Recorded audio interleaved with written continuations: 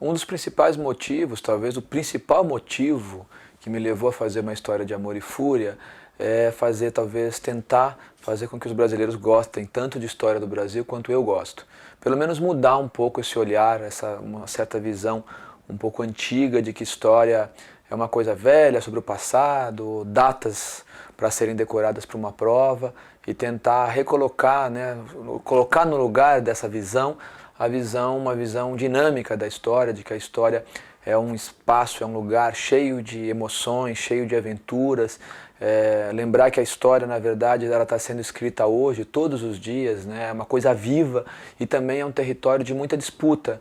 De maneira nenhuma esse filme ele tem a pretensão de substituir uma história velha por uma nova história, não é isso. Mas é apenas uma nova interpretação, um novo olhar para a história, num universo em que assim, a gente entende que a história ela é dada a muitas interpretações, dependendo do ponto de vista, dependendo do que você quer dizer, dependendo da sua visão de mundo, é uma maneira que você vê a história e o filme é apenas uma nova maneira, mas de fato é uma novíssima maneira de ver a história, porque ela coloca em primeiro lugar uma visão crítica da história, trazendo para o centro das atenções fatos históricos que ao longo da nossa historiografia têm sido varridos para baixo do tapete. Não é à toa que eles são varridos para baixo do tapete.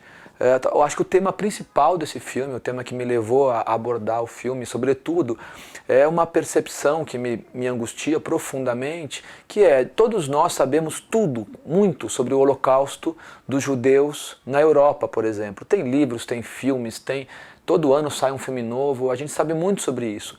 Mas nós não sabemos nada sobre o Holocausto dos povos americanos aqui na América, que ao lado do Holocausto dos povos africanos, essas duas situações disputam qual é a maior tragédia da humanidade, né? Se a gente for pensar aqui na América, quando os europeus chegaram há 5 séculos atrás, os arqueólogos americanos que estudam como era a América dizem que a gente tinha entre 5 e 12 milhões de índios morando no Brasil. Hoje, os estudos falam em 500, 600 mil, ou seja, a matemática nos diz que a cada século foram dizimados, foram mortos, foram exterminados 1 milhão de índios. Isso é um imenso holocausto e a gente nem sequer tem consciência que ele aconteceu. Por quê? Porque existe uma maneira de contar a história que varre essa informação. Por quê? Porque se quer construir uma imagem dos povos americanos como povos que não valem nada, preguiçosos, vagabundos, cachaceiros, que permite com que a gente possa invadir as terras deles e tomar as terras desses povos americanos. Isso foi feito ao longo de 5 séculos e continua sendo feito hoje, agora, neste momento. Está acontecendo isso na Amazônia, está acontecendo isso no Mato Grosso do Sul e a gente não olha para esse fato histórico, não tem atenção para ele, ou se tem, na verdade, construiu-se uma imagem de ódio em relação aos índios, né? Porque isso legitima todo esse período, todo esse imenso holocausto que a gente não tem consciência. O filme, ele tenta trazer um novo olhar para isso, ou seja, o protagonista do nosso filme, o nosso herói, ele é um índio tupinambá. E a gente estudou bastante para fazer esse filme, os povos, a mitologia dos povos tupi-guaranis, e de uma certa forma, ao contrário do que dizem para nós, que esses povos americanos eram primitivos, não tinham cultura, a gente estudando eles, a gente percebe que esses povos tinham uma cultura extremamente sofisticada, que eles tinham tecnologia, que eles tinham comércio, existia caminhos pelo Brasil, existia trocas entre todos eles, e o filme a gente faz uma leitura da história do Brasil através da mitologia tupi-guarani, ou seja, a religião dos tupi-guaranis é o arco dramático do filme. Então, o Deus Munhã que elege o nosso herói, que dá uma missão para ele, que é salvar o povo tupinambá, é a entidade divina que os tupi-guaranis até hoje acreditam. O Anhangá, que é uma outra entidade divina, ele é uma entidade que, segundo os tupi-guaranis, ele se alimenta de mortos, de cadáveres, então quando ele não encontra cadáveres, ele promove estratégias para produzir novos mortos, porque ele precisa comer carne de defunto. Então a gente trabalhou com o herói e ele lidando com essas divindades que para os tupi-guaranis elas intervêm no dia a dia da história. É muito semelhante à mitologia dos nossos índios tupi-guaranis à mitologia grega. E a gente vê toneladas de filmes americanos que têm como base para sua narrativa dramática a mitologia grega. A proposta do História de Amor e Fúria foi fazer isso em cima da mitologia tupi-guarani. Então isso acho que é um aspecto muito importante que pode ser discutido, que pode ser dialogado, que é essa visão e o entendimento dessa leitura da história através de um ponto de vista dos índios, né? Através do ponto de vista dessa mitologia dos tupi-guaranis. Tudo foi feito em cima de muita pesquisa histórica, a gente tem muitos relatos de padres jesuítas, capuchinos, como o Claude d'Aubervilliers, como o Jean de Lery, que viveram com os índios e relataram longas páginas como era o dia a dia deles. Nesse filme a gente mergulhou nesse material, assim como a gente conviveu com os índios Guarani Kaiowá do Mato Grosso para poder contar um pouco a história. Então a narrativa ela começa com essa leitura de uma missão de um herói salvador, como é o herói mítico grego, como é o herói mítico da mitologia tupi-guarani, e ele atravessa a história do Brasil. A gente aproveitou essa estrutura para atravessar outros momentos históricos que nos parecem muito importantes para a gente rever a história do Brasil. Então,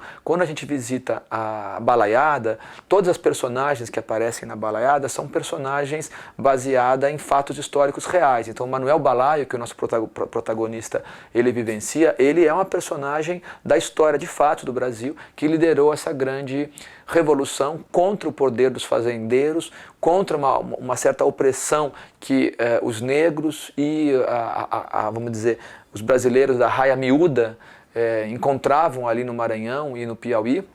E essa revolução foi uma revolução muito grande, em que vários capatazes, vários pequenos comerciantes, várias pessoas que trabalhavam nas fazendas, junto com os negros dos quilombos, fizeram esse grande levante. Houve outros no Brasil, houve muitos enfrentamentos que a gente não aprende, que a gente não estuda, porque a ideia da história oficial foi construir a imagem de um país pacífico. Apesar da gente ver todos os dias no telejornal, nos jornais, que o Brasil não é nada pacífico, que os números de jovens mortos todos os meses no Brasil são maiores que a guerra da Síria, são maiores que a guerra do Iraque, são maiores que a guerra do Afeganistão. Como que isso pode ser conciliado? Esse é um dos temas que o filme propõe. Então a gente tem uma falsa ideia de que a nossa história é pacífica, de que somos pacíficos, para criar uma certa aceitação para essa realidade. Mas essa realidade que a gente vive hoje no Brasil, ela é fruto desse processo histórico.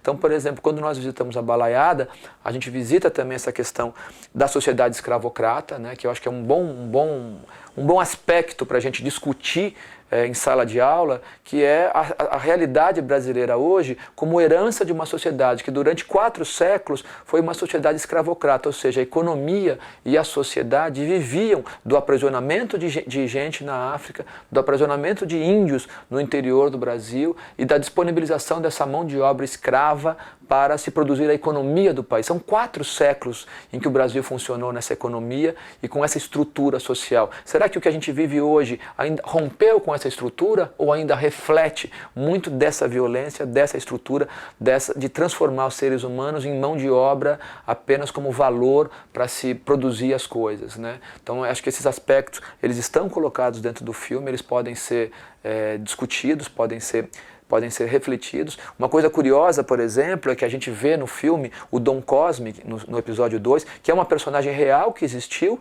e não é à toa que ele leva o título de Dom, como Dom Pedro I, como Dom Pedro II. Ele era, no Maranhão, um líder de dizem que era entre 5 e 12 mil negros que viviam em vários quilombos no Maranhão, e ele era um grande líder, e ele participou desse grande levante. A gente escolheu a Balaiada, entre outros episódios históricos que eram possíveis, porque ali na Balaiada, de uma certa forma, no final do episódio, nasce o cangaço e nasce também o exército. Foi um dos primeiros grandes episódios em que o governo, o Império Brasileiro, através da regência, formou uma tropa de exército no Brasil, porque antes disso todos os levantes que tinham, geralmente a coroa portuguesa contratava exércitos ingleses ou franceses para vir fazer o serviço sujo. E na Balaiada foi uma das primeiras vezes que se constituiu um exército, inclusive nasce ali o patrono do exército brasileiro, que é o coronel Luiz Alves de Lima e Silva, que durante este episódio ele recebe o título de Conde de Caxias e depois vai ser nomeado Duque de Caxias,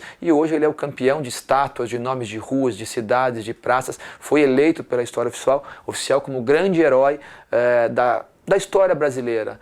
Porém, quando a gente visita a história, contra quem ele lutou? Quem do outro lado foi massacrado? Foi a turma do Dom Cosme, foi a turma do Balaio. São brasileiros que por algum motivo estavam em armas lutando contra algum tipo de realidade de opressão que eles viviam. A gente passa por um terceiro episódio, que é a ditadura, que a gente acha incontornável. Não dá para entender a história do Brasil se a gente não entender esse momento em que novamente os militares montaram uma ditadura no Brasil, tomaram o poder, né, junto com interesses da elite, dos banqueiros, junto com interesses dos fazendeiros, para assegurar o que eles chamavam que era uma ameaça comunista. O fato foi que naquele momento os militares dominavam o executivo, o legislativo, o judiciário, eles eram a lei, porém um grupo, principalmente um grupo de jovens estudantes, junto com sindicalistas, pegou em armas e enfrentou essa ditadura. De alguma maneira, o ideal deles venceu a ditadura, e acho que é um fato histórico que para as pessoas da nossa geração, de 40, 50 anos de idade, pode parecer até um pouco uma coisa já muito sabida, mas para os jovens hoje de 12, 14, 15, 20 anos de idade, não é uma realidade muito conhecida e é muito importante que seja debatido. No quarto episódio, assim como a gente fez um diagnóstico da história, no quarto episódio a gente fez um prognóstico da história, ou seja, tudo que está ali não é apenas uma fantasia, mas nós nos debruçamos, um grupo de pesquisa que trabalhou junto comigo, que sou roteirista do filme, nos debruçamos em vários aspectos do dia a dia do Brasil hoje e projetamos como isso vai estar daqui a pouquinho. Então a gente tem alguns temas interessantes para debater dentro do quarto episódio, que é a questão ambiental, a questão da água, né? A falta de água, ou a escassez da água e o controle da água sempre num processo de desigualdade, que é a história do Brasil, que na leitura do filme isso continuaria. Outras reflexões interessantes são o fato, por exemplo, que já está começando a acontecer, que é o poder no Brasil, o Estado deixar de ser laico e se tornar um Estado fundamentalista, controlado pelo pensamento religioso. Eu acho que vale a pena a gente discutir isso hoje. O filme, por exemplo, não tem nada contra nenhum tipo de religião, nem evangélico, nem católico, nem espírita. O filme, aliás, faz uma leitura mística da história, é uma leitura só que dentro da religião tupinambá, mas um dos aspectos que o filme aborda é interessante a gente ter um Estado que não seja laico, ou seja, um Estado fundamentalista, como que acontece em alguns países do mundo árabe. Também essa é uma questão que pode ser discutida no filme. Enfim, eu acho que a História de Amor e Fúria está aí não para ditar uma regra, não para propor uma nova visão da história, mas para cutucar, para provocar, para fazer refletir, para trazer luz sobre novos fatos históricos, que eu acho que quando for exibidos para os alunos, para os jovens, vai criar um incômodo, vai criar uma grande vontade de saber mais, e é isso que interessa. Eu acho que o que interessa é que o História de Amor e Fúria traga um diálogo, traga o interesse de saber mais sobre a história do Brasil. Então, se você é educador, eu estou gravando esse depoimento para você, de uma certa forma, eu fiz esse filme pensando muito em você. Eu acho que a História de Amor e Fúria, ele pode ser utilizado não para a gente dizer como é, mas para a gente levar as pessoas a refletirem, a pensarem, para a gente promover o pensamento crítico. Então, por favor, História de Amor e Fúria é seu.